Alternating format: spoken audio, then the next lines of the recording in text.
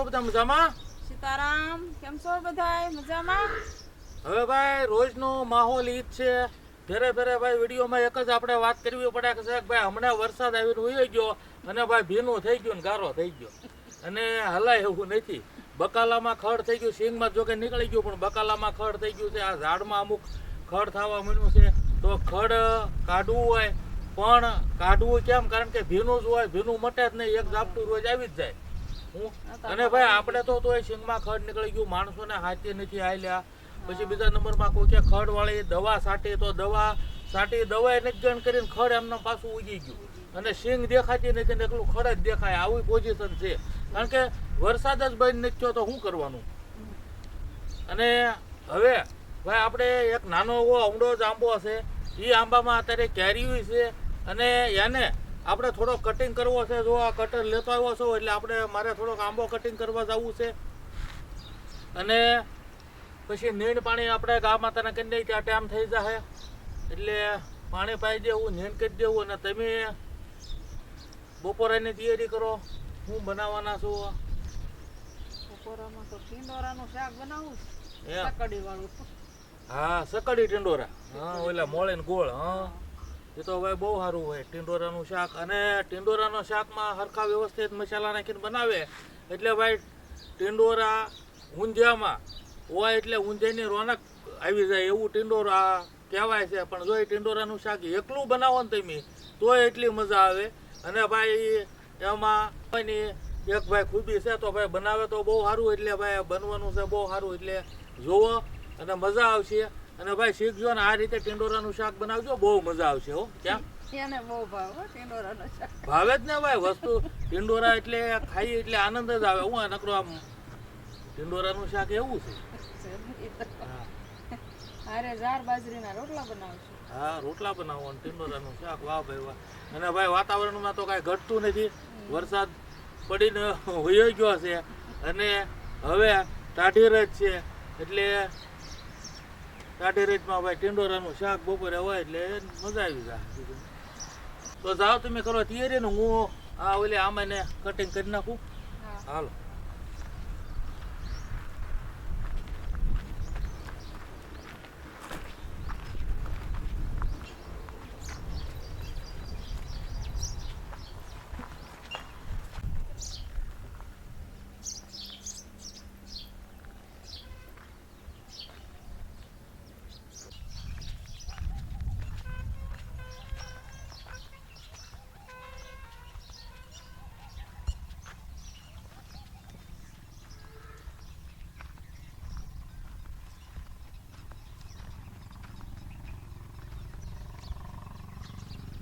જો ભાઈ આ કવડો આંબો છે. આ આંબામાં 3 ફેરી ફાલ આવ્યો અને 3 ફેરી આપણે ખેરવો તો જો આ 2 કેરી થઈ ગઈ. પણ હવે આ કેરીને આપણે રાખવી નથી. કારણ કે રાખીએ તો આંબાનો વિકાસ ન થાય ને. અત્યારે આંબાને જો આપણે જરા જરા કટિંગ કરી નાખીએ તો કોળ નવી આવે અને એટલે આંબામાં 2 કેરી આવે તો આ કાંઈ કામનું નહીં. પણ જો આંબો મોટો થાય અને ઝાઝો ફાલ આવે તો કામનું આપણે. અને તો કાંઈક કેરી દેખાય. બાકી આ 2 કેરીમાં તો કાંઈ થાય. તો હવે આપણે જો શરૂઆત એ જ કરવું હોય કેરીથી જો આપણે કાપી નાખીએ બરાબર. એટલે જો અહીંથી આ કાપીને એટલે અહીંથી નવી ફૂટ આવે. હું આ રીતે કરવાનું છે ભાઈ. આ જે અમુક ઠોઠડાઈ ગઈ હોય ડાળ્યું એ આપણે કટિંગ કરી નાખ્યું છે જરા જરા એટલે નવી ડાળ ફૂટે. આવું કરવું પડશે. જુઓ ભાઈ 2 કેરી છે ને.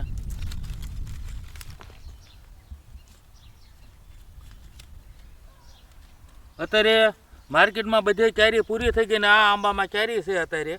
અને આ અમુક અમુક એની ડાળીઓ આપણે કાપી નાખીએ એટલે ભાઈ જો આ ડાળમાં પાછો કોર આવેલો છે જુઓ આમાં. એટલે હજી એક ફાલ ગયો હોય ત્યાં બીજો ફાલ આવી જાય. આ એવું છે.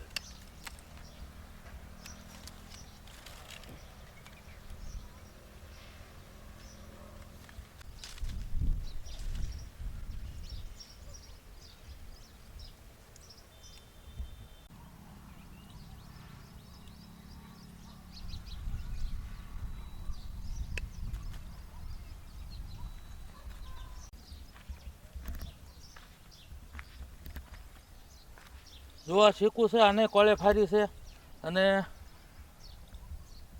કલમ છે એટલે આને તે પાછો ફાલ આવી જશે. પણ કલમ છોડવા એટલે આપણે શું કહીએ કે ભાઈ કલમ છે એટલે વહેલા છતાં ફ્રૂટ ખોતું ઝાડ આવે નાનું એવું. પણ એમાં ફ્રૂટ હોય કલમ હોય તો 2-3 વર્ષ સુધી 1-2 ફળ 5 ફળ આવતા હોય, એટલે લાંબા ફળ આવે નહીં. પણ એની સામે જો રોપો હોય તો રોપાને 3 વર્ષ પછી ફાલ આવે, અને ફાલ આવે એટલે એને ઝાઝો ફાલ આવે.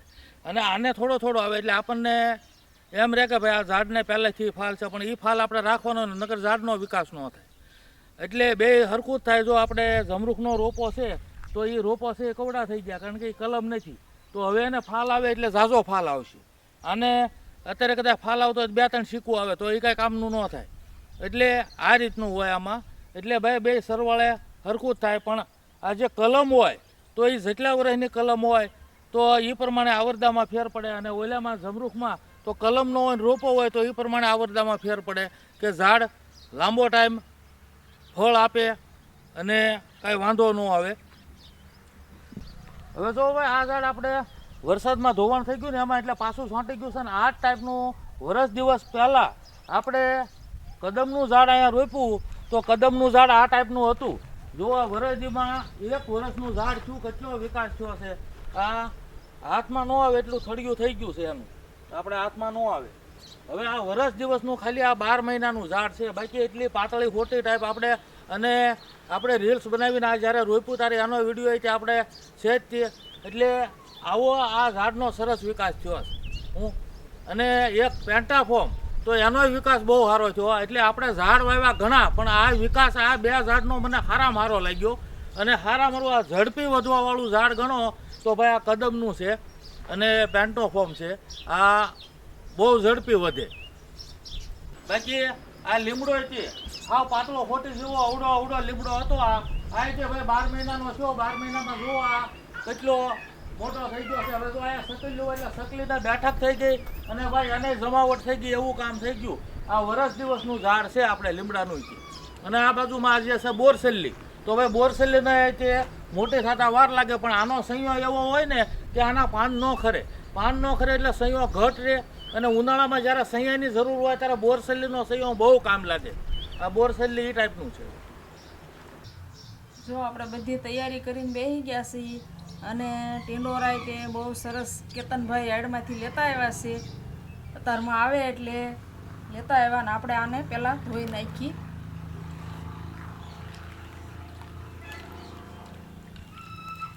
મસ્ત છે, મીડિયમ સાઇઝના.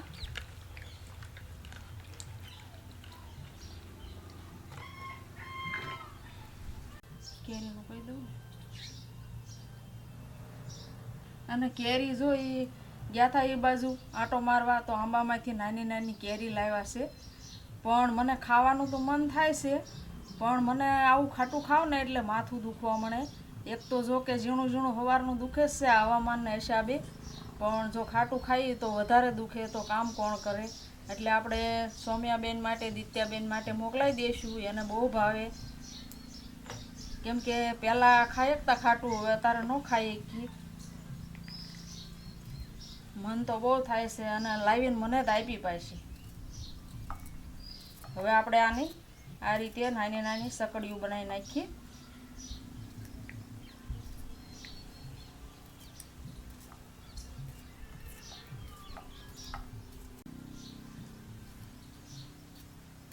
તો એકદમ કૂણા છે હો પાછા, મસ્ત પાકી ગયેલા નથી. અમુક નકર પાકી ગયેલા હોય, આ રીતના મોટા હોય ને તો.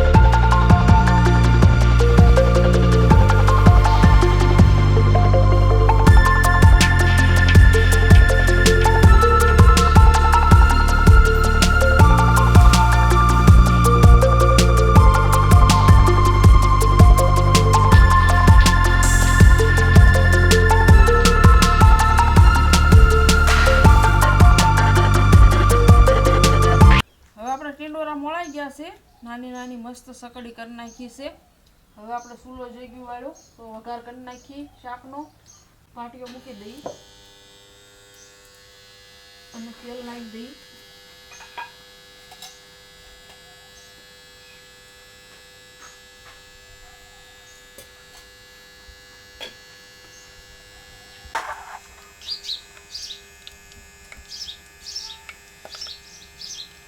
તેલ ગરમ થઈ ગયું છે, રાઈ જીરું નાખી દઈ.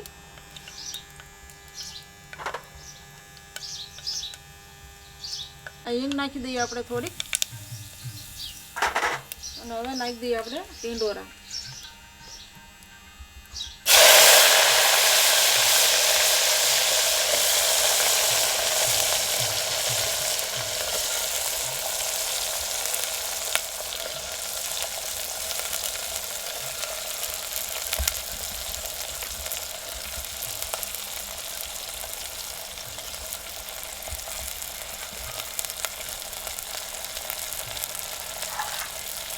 હવે નાખી દઈએ આપણે મસાલો બધો.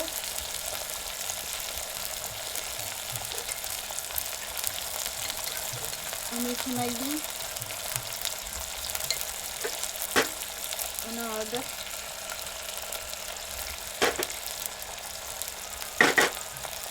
અને ધાણા જીરું.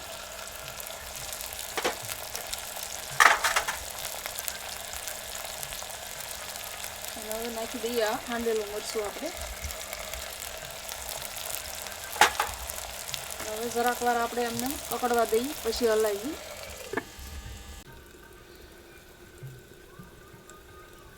જોઈ લઈએ આપણે શાકને. જરાક હલાવી નાખીએ આપણે, મરચું બધું ભાંગી જાય.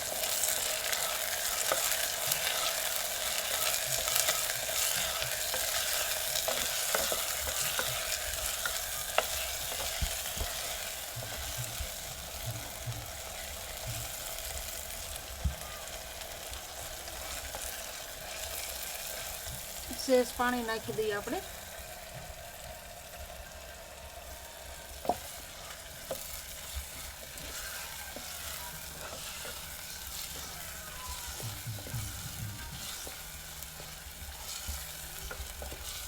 અને હવે છે ને આપણે આને ધીમા તાપે સડવા દઈએ.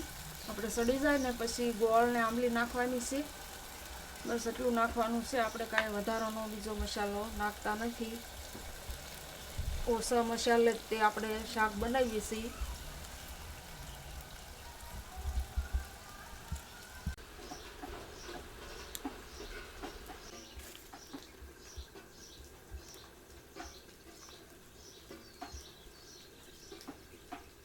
વરસાદ જો સવારમાં એક રેડી આવી ગઈ, અત્યારે એક રેડી આવી ગઈ અને ઝીણો ઝીણો શરૂ છે. એટલે વરસાદનું આ રીતનું છે. જુઓ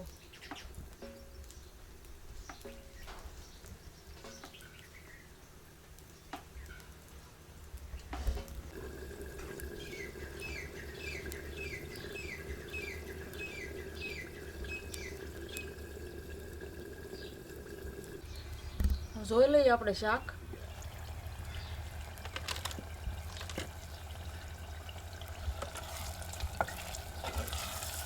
સડી ગયા છે ટીંડોરા તો. હવે આપણે આંબલીના ગોળ ને એવું નાખી દઈએ.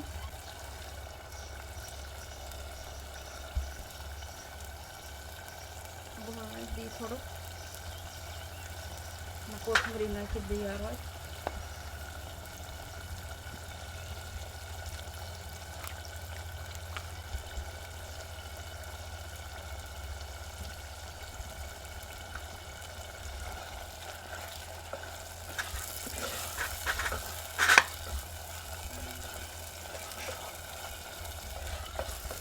આ બધું નાખ્યું છે ને આપણે ગોળ ને આંબલી ને એવું ઘડીક રહેવા દઈએ અને પછી ઉતારીએ.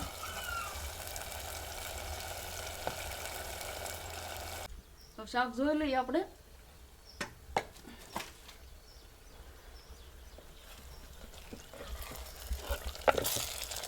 તો બહુ સરસ બની ગયું છે. જુઓ મસ્ત. હવે આપણે ઉતારી લઈએ આને.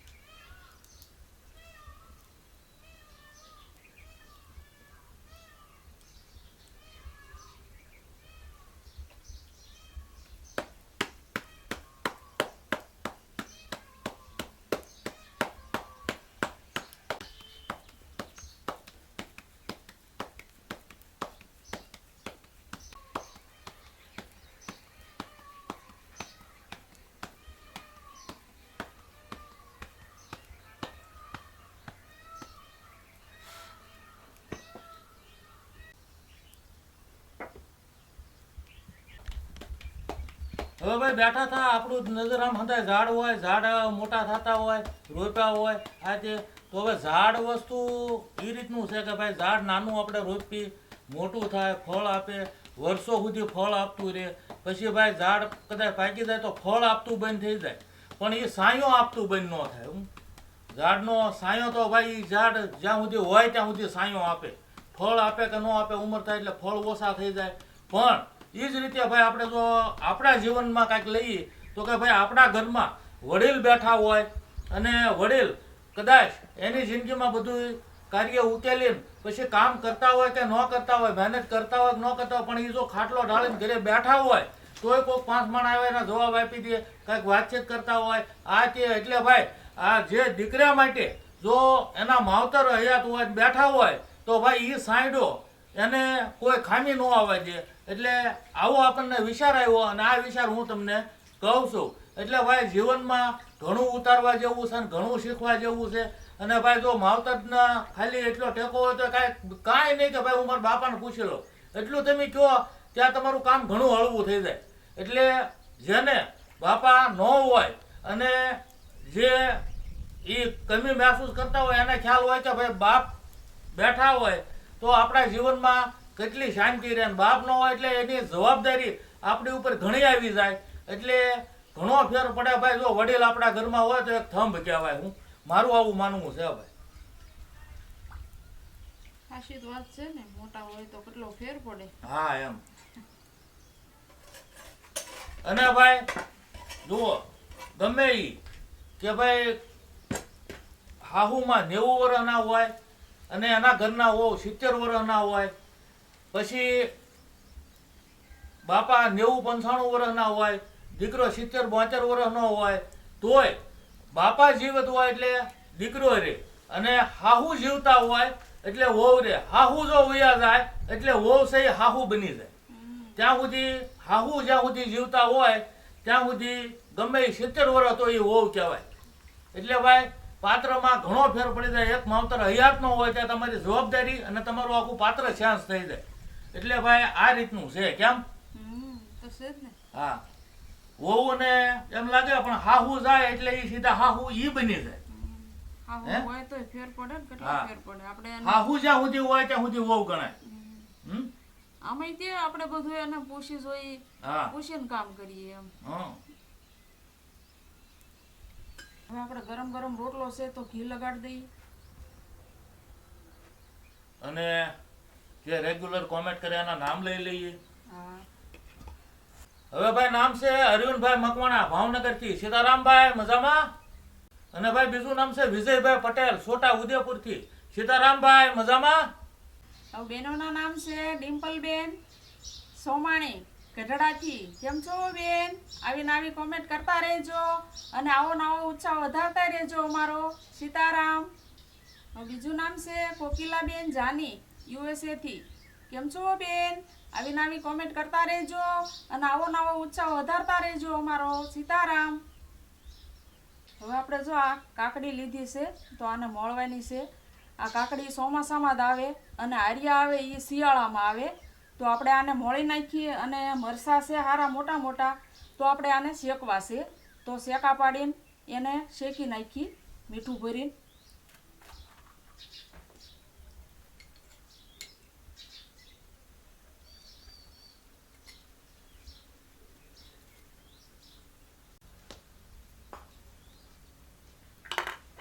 આ કાકડીને આપણે આ રીતે કરવું પડે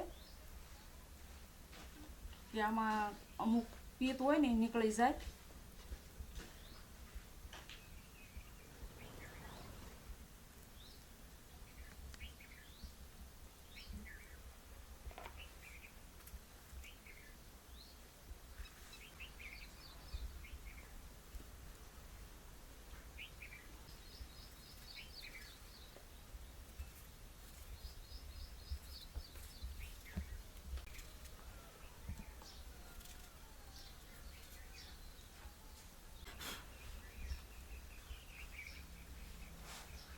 બપોરાનું રંધાઈ ગયું છે.